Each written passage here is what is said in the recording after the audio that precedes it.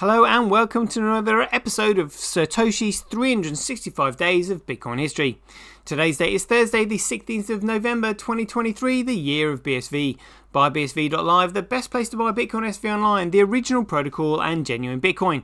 Let's get into it. So again, couldn't really find anything significant on the 16th of November, but again, we just have this one email. I think I've read this before, but it's dated 16th of November, and since I haven't got any other material, this is good enough for me for the 16th of November. So again, this is 2008, prior to the start of the network, so let's see what's said here. Satoshi Nakamoto wrote, "Fortunately, it's only necessary to keep a pending transaction pool for the current best branch.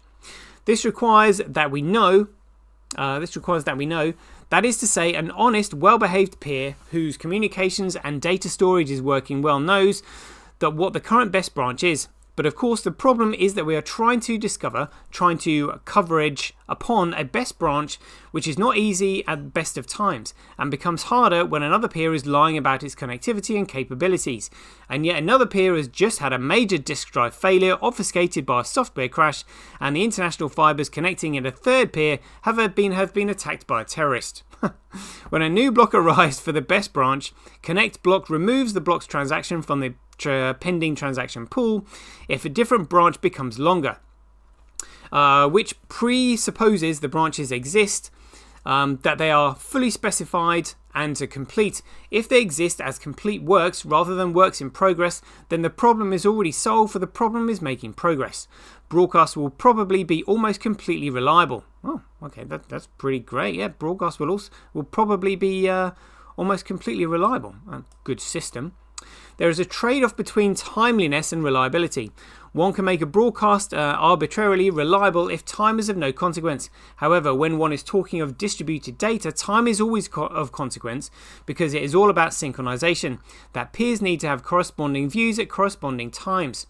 So when one does distributed data processing, broadcasts are always highly unreliable. Attempts to ensure that each message arrives at least once resulted in increased timing variations.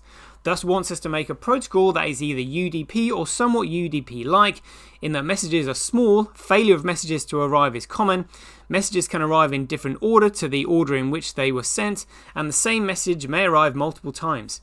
Either we have UDP or we have to accommodate the same problem as UDP on top of TCP connections. Rather than assuming that each message arrives at least once, we have to make mechanisms that the information arrives even though conveyed by messages that frequently fail to arrive.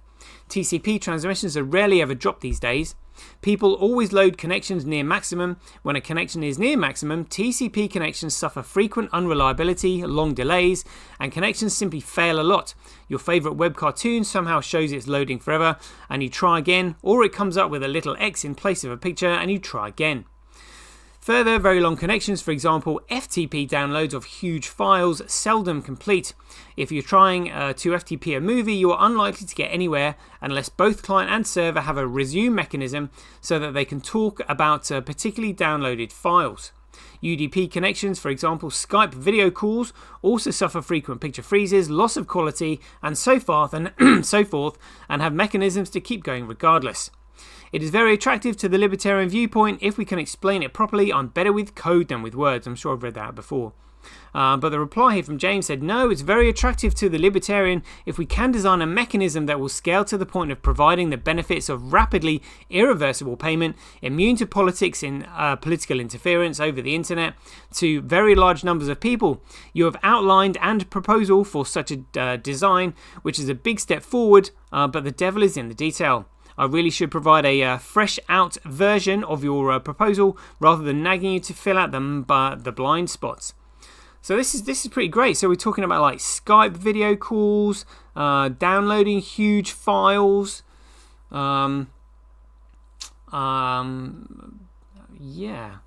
broadcast pictures. I mean, it's what a fantastic. I mean, it sounds to me like a system has been created where he had literally everything in mind, where it solves all the problems of the common day internet. I mean, absolutely phenomenal. Let's just hope all of this comes to fruition.